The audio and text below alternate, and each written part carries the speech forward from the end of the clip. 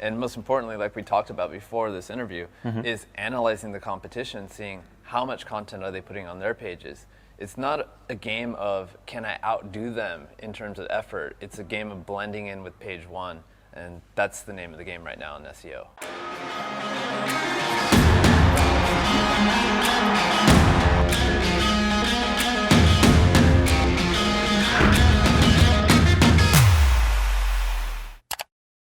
Hey guys, so today we have a very special guest.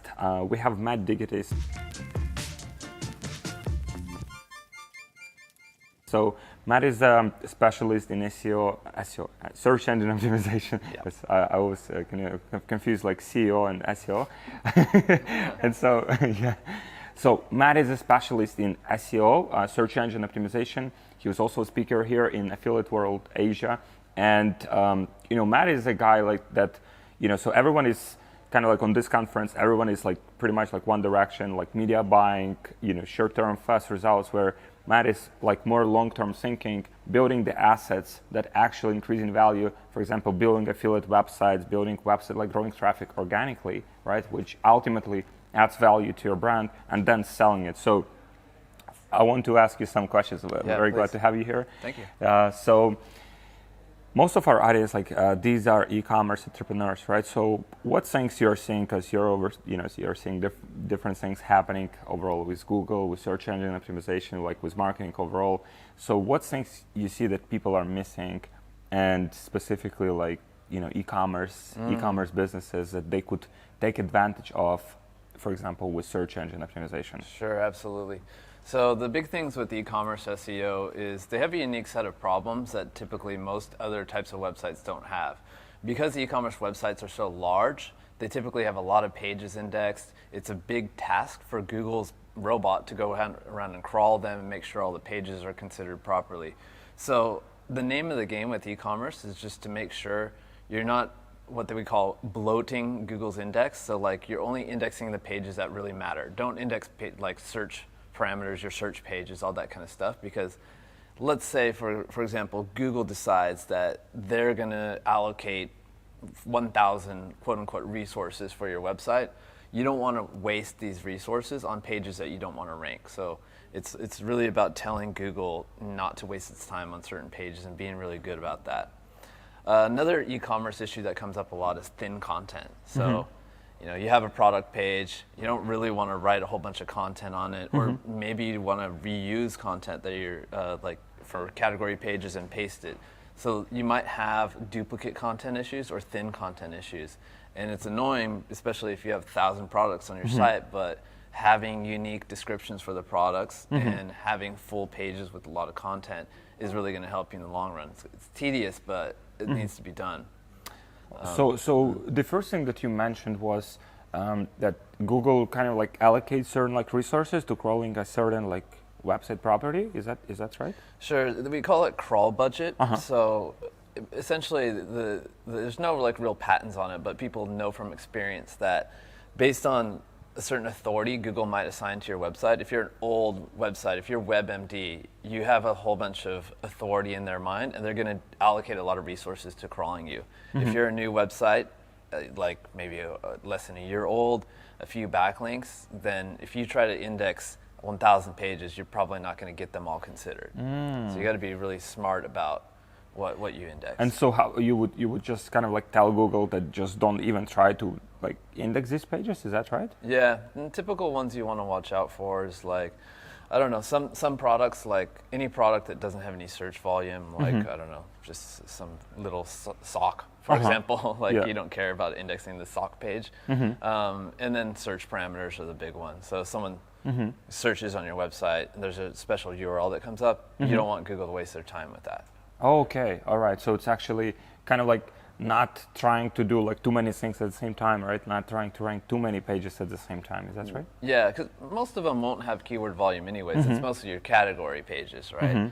So blue sweaters or something like that, instead of the particular type of sweater that you want to rank.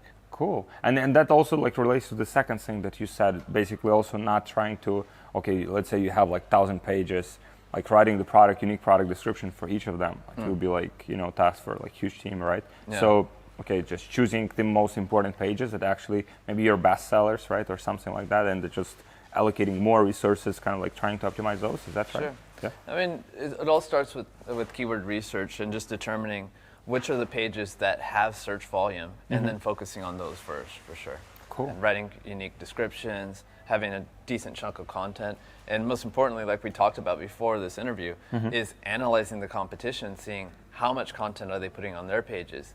It's not a game of can I outdo them in terms of effort. It's a game of blending in with page one, and that's the name of the game right now in SEO. Yeah, so what Matt shared with me was like kind of like for me was, like totally different from what I've heard. Lots of people like in SEO, for example, if you want to rank for some keywords, they tell you to write like huge, humongous article and just doing like tons of research and, just making like 5,000 words article.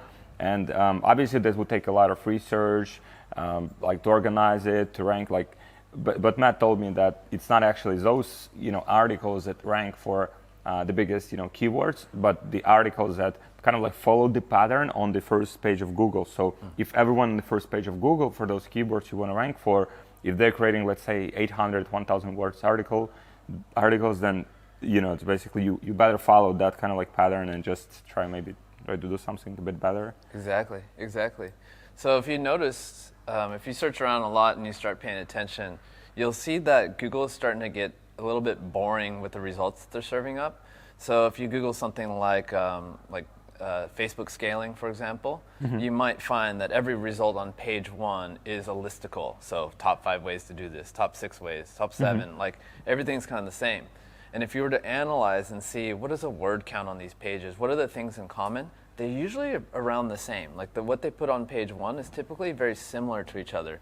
They don't want to have some weird result. They want to serve up people what they want to read, so it's better to just find that pattern and keep serving that up over and over again. So we can use this to our advantage using software like Surfer, who is also in Poland, and they'll analyze and see what are the commonalities on page one, what's the word count that people are using, what are the keywords, where are they placing them, every little detail, how many subsections, how many paragraphs they have, how many images they have, how they optimize the images, and you just follow that. That's just one of the great things about doing SEO these days is this homogenized pattern that we can take advantage of. Cool. Also, what you spoke on stage yesterday, right? Like was about the affiliate SEO, right? Can you talk about like the whole concept and how it kind of like works? Yeah. Affiliate SEO. This is my gig. I've been doing it for like 10 years, and basically what you would do is you make a content website.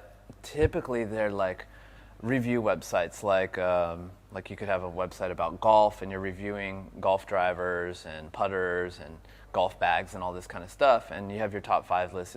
Here's my top 5 best golf drivers of 2020, and then when someone gets a click on one of those things, you make a commission. Maybe you're sending that traffic to Amazon, or maybe a private affiliate offer, or direct with the e-commerce store.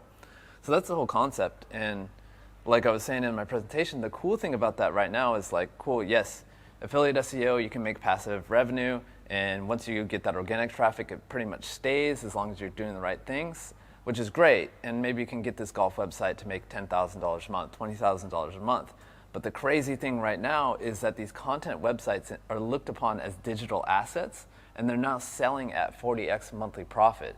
So this 20K golf website that you got can now sell for $800,000. And that's why affiliate SEO is getting super popular right now.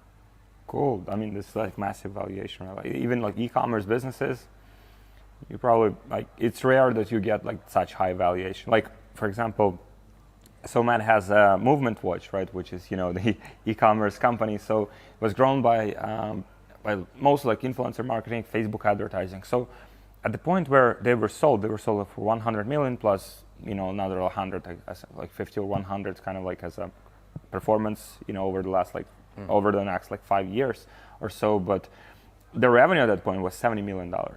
So 70 versus 100. So I don't know what their kind of profit was, but I don't think that the multiple was that high. I'm not sure. Yeah, I'm not sure the multiples on e-commerce, but they say affiliate's really good because it's really hands-off. It's kind of passive aspect, and so investors really like that because even if they're not that versed in the game, they can find an operator, and it's pretty passive. But then the best model for flipping is SaaS. Like SaaS gets a huge multiple. Yeah. And so, like, if people, for example, wanted to, do like this kind of like, are there affiliate SEO, like, or like just, for example, they would have like e-commerce business that would already have, let's say, a lot of traffic with, Facebook advertising, a lot of traction, and they would have resources, and they wanted to say like more long-term about this. So what would be like the starting point? Would that be like starting like a blog on the same domain they have, or would that be better solution would be to like start a totally new domain, but kind of like then rank all of those like articles and then drive them to the main e-commerce web? What's the best strategy in your experience? Okay, so first thing with e-commerce SEO, if you have an e-commerce store and it has some age to it, it's got some longevity, the domain isn't brand new, stick with that. And another great thing is that in the whole realm of search engine optimization, of all these different models, affiliate or lead generation, e-commerce is typically the easiest to do, just because for some reason e-commerce SEO hasn't really gotten to a high level in terms of who's operating these sites. So you're in a good position. What I would recommend doing is doing an audit of your own site, or having an audit done for you, and looking at what assets does the website already have. Like, are there pages that just need some tweaking and to get you from page 2 to page 1? So start with what you already have, and then it's about developing a plan. So it's basically, on a very, very high level, SEO is just content and backlinks. So developing a content plan on how you're going to grow your site and cover more keywords, and making sure all your content is relevant to the existing state of the site, and then developing a backlink plan. So how are we going to get backlinks? Are we going to outsource these? Are we going to purchase them? How's that going to be? And then over time, it just grows. And in terms of like resources, how much would typical business, let's say they have like 100 products on their website, and what would be like the typical budget for like SEO to kind of like in terms of like in the next like 6-12 months to see some kind of like impactful results in your experience? Yeah, so with e-commerce, I mean, everything depends on competition, right? So it just depends on the niche, right? Yeah. But typically at my agency, with a $2,000 budget to $3,000 budget, we're seeing customers get a turnaround in 3 to 6 months' time. So they see like positive, impactful like results, and kind of like they can actually see the good positive trending, right? In terms of traffic. You typically get a spike right away because, like I mentioned before, we'll audit your site. So we look at the assets you already have and see what we can do to just reconfigure things and get a quick gain. So you might just pop up at the beginning. Then after that, to slow gains as we start to build content, backlinks, build authority for your site. But typically a spike at the beginning, and then after a certain amount of time, when we turn the corner and Google really trusts the site, that's typically around the 6 to 9 month mark. Yeah. And how do people, how can people get in touch with you if they want, like, for example, an audit, if they're in this kind of like, they want to see, what is possible with their current situation, or if they want done it for you, like, how do people find you? Yeah, that would be at thesearchinitiative.com. This is my agency. We're based out of London. So yeah, there's a form on the page. We can have 2 options for you. One, we can just do an audit. So we'll give you what we find, and you can carry it out yourself. Or if you want us to do it all for you, then we have done for you service as well. Awesome. So if there was like one, like, so obviously like Google and everything like changes over the years. And what is the main kind of like trend that you see that people have to watch out for, like with SEO? Like, is it getting more difficult and people have to, kind of like, what would be your main advice for people in let's say in the next like 5 years? Sure. So yes, Google's algorithm always gets more challenging. So you really have to stay up on the game and find out what they're looking for all the time. But as a side benefit of that, because the algorithm gets more challenging, it actually weeds out the competition all the time. So if you're have that margin of knowledge, it actually gets easier. What I recommend is, if you're going to get into SEO, do it full time. Otherwise, outsource it. It's challenging enough. It's complicated enough by itself. Another trend that happens with SEO is the search real estate gets smaller and smaller over time. So if you Google anything, there's the amount of real estate on page one for the clickable organic results is shrinking. So because they have more ads now. More ads, Yeah. more instant answers, right? Yeah. So you see like the Yeah, feature yeah, snippet at the exactly. top, YouTube carousels, all this stuff, right? So you really need to be in the top positions if you're going to get any clicks, right? Okay, and the trend is going to continue. Like they're going to like shrink it, like to be like few. I think they'll probably hit a saturation point when people are just like, what the fuck is this? I was looking for it. Yeah, I'm looking for some results from people, right? So we'll see, but it hasn't slowed down for a while. So if you want to do it, like it's better to, it's long term, right? It's not like instant, like tomorrow you'll have instant, like results. But if you start today, next 6, 12, 24 months, few years, you'll have an asset. And I know that, like, for example, valuation of the business that has multiple sources of traffic, organic traffic, not just paid traffic, because that's good when it's good, but then when it's bad, it's expensive. And so having those multiple sources of traffic is tremendously valuable for a business long term for good valuation and exit. So thank you so much, Matt.